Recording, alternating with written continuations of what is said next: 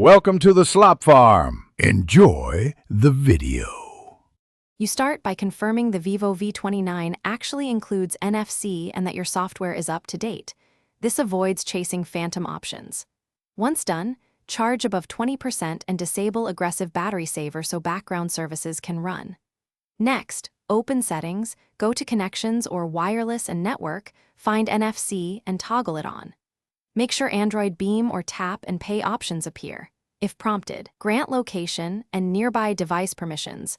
With NFC enabled, you need to set how the phone handles taps. Open Tap and Pay or default apps and select your preferred payment app. For tag work, install a tag reader app and set it as default when prompted. Once configured, place the contactless card or NFC tag near the back center of the phone. That's the antenna zone. You should see a vibration or notification. If the phone prompts to open an app, accept it. Repeat tests with different tags to confirm consistent detection. To finalize, lock the phone and perform a tap to confirm NFC works from the lock screen for payments.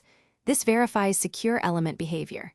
If taps fail, restart the phone, toggle NFC off then on, and clear the cache/data of the payment or tag app. That often restores service. Make sure background scanning and all required permissions are enabled. If problems persist, remove and re-add the payment card or reformat the tag. These steps reset how the phone and service exchange data.